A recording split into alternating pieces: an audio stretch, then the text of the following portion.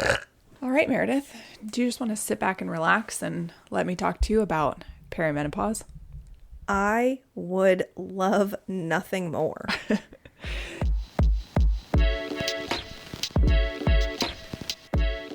Welcome back. I am Meredith. I'm Kimberly, and this is another episode of Mildly Thriving. where we're thriving. Very mildly. Yeah, very mildly. Like milder than that salsa. That mild salsa. Oh, well, that's your personal preference.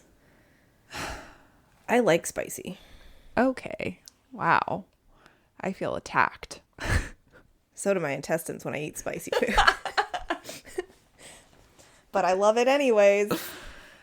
So I'm just going to ask you a simple yes or no question. Do you know what perimenopause is? I do. Oh, you do? Yeah. Oh. I'm sorry. Did I ruin it? I mean, a little. Yeah, that's fine. Shit. That's fine. Okay. Well, we can go home now. Fuck. But maybe our one or two of our 5 listeners doesn't. You think we have 5 listeners? Yes, I do. I know You, we have 5 me, listeners. Brenda, Patrick, Josh. boat guy. That's 6. I know. I have a Unless couple we of count. friends who are also listening. Oh, well, thanks. Thanks, guys. Thanks and for gals. listening. Okay. Well, I'm sorry that I'm going to subject you to this, but I'm not saying I'm an expert. I Oh, just okay. know what it is. I didn't. And it kept showing up in social media feeds for me. And it was like, if you're over 35, you need to know about perimenopause. But I'm like, I don't even know what the fuck this is. So I decided that this was going to be my topic for today. And I was going to tell you about it, but apparently you fucking know. So God damn it. I love you. But when we discussed this being a topic, Yeah. I am highly certain that I told you that I knew what it was at that moment. And I said it in a sense of, I'm excited to talk about this. Oh. Because I am by no means an expert. Okay. Okay, you go. But I kept hearing perimenopause and menopause. And I wanted to know what the difference was. Okay. But I originally thought all we have to deal with as women is puberty and menopause. Me too, originally. Until very recently. Yes. The same thing was probably happening to you, where you were getting these like social media reels or TikToks or TikToks. Yes, but I think it's because I was looking up things that were happening to me and it came up as a suggestion of an answer. Oh, Struggling to lose weight would be one of those things. yeah. But I've had changes in like my skin and some other things that I don't need to bring up. But in the search for, is this normal or do I need to get this checked out by a doctor? Right. It was one of the results that came up. And I was like, oh, didn't know this existed, but kind of makes me feel better, but also makes me now dread my late 30s. Right. Like you, I thought I just had to wait until menopause. Right. And that menopause happened around 50. Yes, we get the shaft again. I know. Pun intended. So my goal with this episode is that we not only educate some other people, but also just educating ourselves. Okay. I really did this episode for me because I was like, I want to know what this is. And I've already dealt with a ton of gynecological health issues. Why do you think I did the fucking routines episode? I did Right. that shit for me. Right, exactly. I just figured I would throw this out here. So I think talking about these things and not using silly nicknames and hiding behind things like Aunt Flo and The Change and vajayjay. Like those are fun words, but I think when you're really trying to talk about a serious conversation. We're grown-ups. We can say penis and vagina. It's okay. Yeah. Yeah. Or dicks and butts. Dicks and butts and dicks and butts. See, Yeah. but those are appropriate for a certain moment when you're trying to do it on purpose. Right. I think all of those can exist and we can have a good time. Yes. The other reason that I wanted to learn more about this is I was diagnosed in 2021 with endometriosis, and I've really suffered in silence because you can't really tell people like my periods really hurt. Like you can tell other women, but it was really a thing that you just didn't really talk to people about. It's an invisible disease. You can't see it. And I just don't think that we need to do that anymore. No. Well, how are we going to learn about it, or how are we going to motivate anyone to study it? I know, right? So my hope is that conversations like this one and the conversations that have been happening, I feel like in the last 30 years, conversations are really changing. Things that were never talked about, we're now seeing so much more of. I also wanted to mention that my sources for this episode are in the show notes. So if you are curious about that, all of that information is in the show notes. The first thing I want to clarify is what menopause actually is. Love this. What? My point was going to be that even as a 36-year-old, I'm going to mention that Flow app again because I paid for it. So I'm like justifying using it as much as I possibly can. Yeah. And I've been watching those informational videos, and there was an informational one about the different parts of your cycle and what exactly happens during those parts. And my dumbass didn't know half of that information about the menstrual cycle itself. So, which is crazy, right? Yeah. We've probably been menstruating for, we're 35, 36, 37, started at 12. So that's 25 years. Yep. Oh, well, not me anymore. Bitch. I No, stopped. Yeah. Anyway, so what is menopause actually? So we'll start there. Menopause describes the stage of a woman's life when her menstrual period stops permanently and she can no longer get pregnant. The ovaries are no longer creating the same amounts of hormones. I think they still create a little bit, Okay. but they're not creating nearly as much as they were before. You can officially say that you've reached menopause after 12 consecutive months without a period. Jesus fuck. Yeah. The average age for this to happen is 51, with most women entering perimenopause between 45 and 55. So then what the heck is perimenopause? Do tell. Are you on the edge of your seat? I am so glad you asked. Now tell me. You're literally not on the edge of your seat. I'm sitting right across from you. That's because we're sitting in a bed. Yeah. We're literally in bed. Well, we're not literally. We're on bed. Yeah, we are. Okay.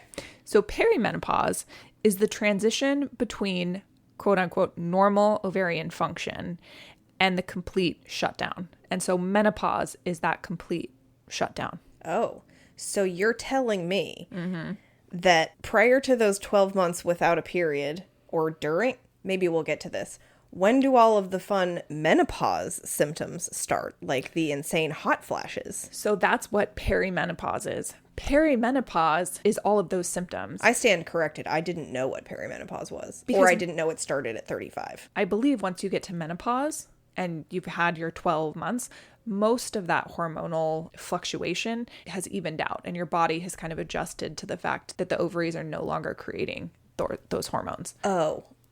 Please double check those facts, but I think that's pretty accurate. Okay. I don't know if I'm jumping ahead, but so what we're discovering now is that perimenopause may start as early as 35 instead of 45 being the average number. Correct. So we'll get into this. Yeah. So many of the horrible symptoms that women deal with are like hot flashes, mood swings, the brain fog, irregular periods, your changes in your flow. They might get heavier. They might get lighter.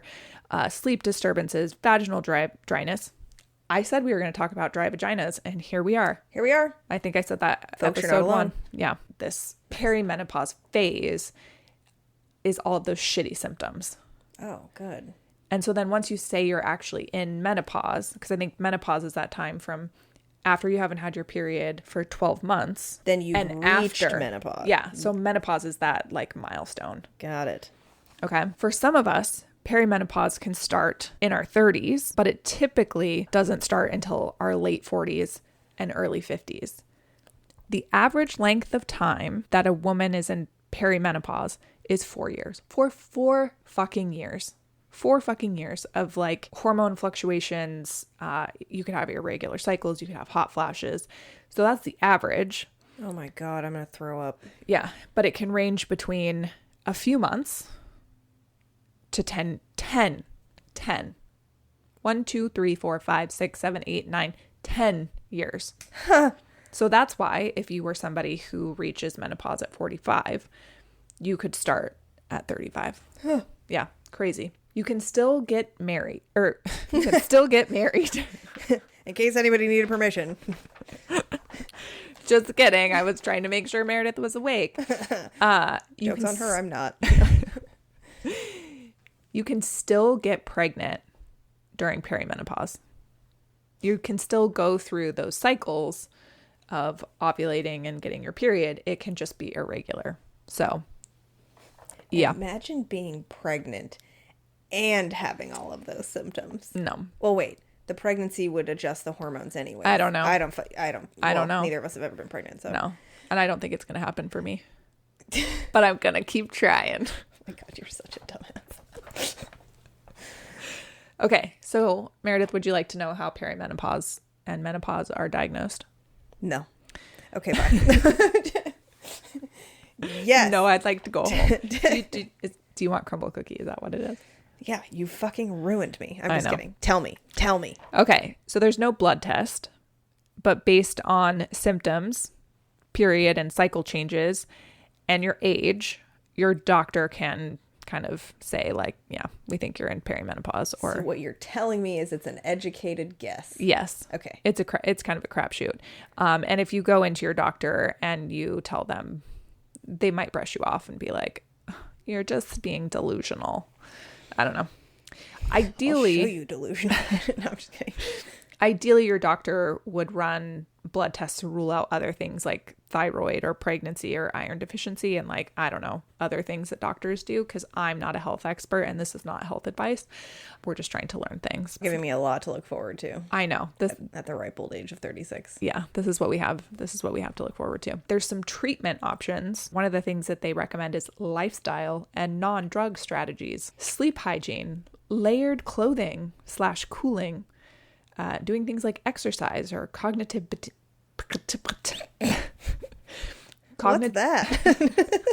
Tell me more. Cognitive behavioral therapy for hot flashes, insomnia, and mood can help some people. I don't know. How does I don't know. cognitive behavioral therapy I don't know. help? I don't know. And I read that. I say that from the perspective of I wholeheartedly believe in therapy, and I go to therapy twice a month. And how does that affect the... Never mind. I don't know either. There's also hormone therapy. Supposedly this is the most effective treatment for hot flashes and night sweats. And it can also aid in your bone health because when you stop making estrogen, it can cause osteoporosis. Good to know. I think. The hormone therapy is more for symptom relief. It's not to prevent chronic disease like Osteoporosis. Yeah. Okay. There's also options like local vaginal estrogen, DHEA, and moisturizers for the vag. The vag. For the vagina. Another thing is non-hormonal medications, supposedly, but and other options like SSRIs, SNRIs, gabapentin. Gabapentin I could see. Xanax. Xanax I could also see. I guess I don't. Well, Clonidine?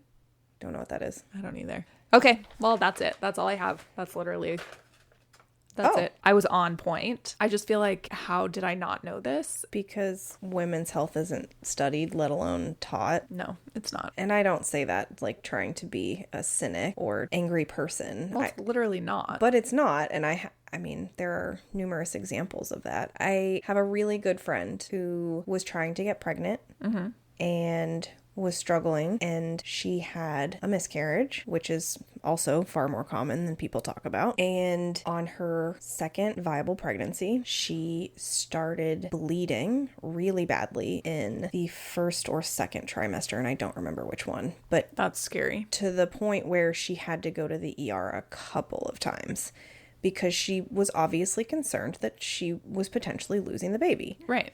And they told her everything was fine. And she was like, why am I bleeding like this? And their answer was, this happens in 25% of pregnancies. And she said, why? And they said, we don't know. And it's just an example, but that, like, it means we have the data that it happens 25% of the time, but no one cares enough to figure out why. Yeah, I don't know. I don't get it. I've never heard of that. I thought if you were bleeding, like, that meant. But for it to happen 25% of the time, you'd think that. I mean, I could say a lot, but I'll leave it at that. I know. For the record, she has a happy, healthy baby boy, and it went to term. Yep. Oh, that's she's good. doing great. But I remember when she told me about it, and it was just, it Yeah. was one of those, like, How do we not know about this? like, why? At least they didn't tell her it was in her head. That's true. Okay. Well, yeah, that's literally it. I think this is just going to be a short episode, but Oh, all right. Well, we can leave it at that. I mean, I don't know. Is there anything else you want to? Do you want to talk about my hormonal struggles over the last couple of weeks? No, Sure, we don't have to do that. Let's hear about it. In case anyone cares, I got my IUD taken out, which I think I've mentioned. Do you feel like you're 5 going times through now. perimenopause now? I don't know. Or you feel like you're losing your mind? Some days I'm bleeding a lot, and the last couple of days I've been super positive, super great mood, all the motivation. But the couple of days before that, super anxious and wanted to cry over everything. I've been getting night sweats, which is super fun. That sounds horrible. Being hot at night is the worst. And what causes me to wake up, I think, is the condensation feeling at the base of my neck. Like, I keep waking up with, like, the collar of my shirt is damp, and the hair at the base of my neck is, like, damp Crunchy? and curly. Yeah. Oh, So that sucks. But I do think it's just a transition period, and it will go back to normal. quote unquote normal. Yeah, whatever your normal is. Yeah. Your body's adjusting. But in the meantime, I can't stop talking about it. So if everyone close to me has to hear about it, then so does everyone else. Sorry, I'm an oversharer, so. Yeah, I don't have a uterus anymore, so I'm like, oh, they're there. They're there. I'm sorry you're dealing with that. So, Thanks. yeah. No, I think that it's worth sucks. it. And I'm not saying it to complain. Just talk about. Yeah, it's a fact of life, and it's a thing worth talking about, and you're going through it. And a lot of people go through this where we take birth control and we get off of it and things go crazy. And I mean, some of us have been taking birth control for the last, I was 15. yeah, I was 14. So 21 years. Yeah. Jesus fuck. Yeah. Do we know the long-term effects I of don't that? know. I don't know. I'm not a doctor. Me neither. So We're just here to talk about it. pose these questions and complain about it. Yeah, If it was 2 we're days whining. ago, I would have been complaining about it and potentially crying. Today, I'm fine. Yeah. I'm just talking about it. Tomorrow, who knows? Who knows? Who knows? Your guess is as good as mine. Yeah. Come No, back that next sucks. week and find out where I'm at then. Yeah. I'm just glad that I don't have to deal with periods anymore, and I do not envy you. I still have my ovaries, so I am not in menopause. So I still have a cycle. I still am producing the hormones. Yep. And I will go through menopause. That was going to be my follow-up question.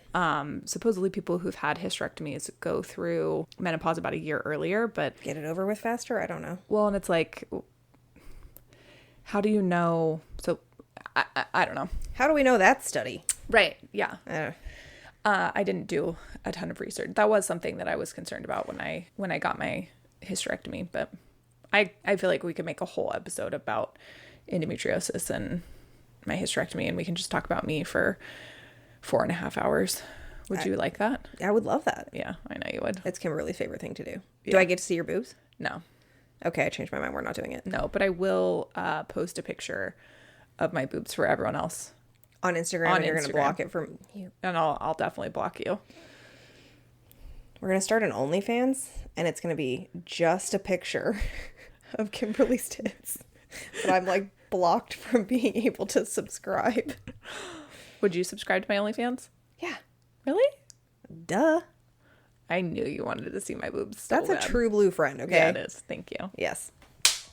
All right, let's get out of here. All right. And remember, folks, Just crumpling up my show notes. fuck it.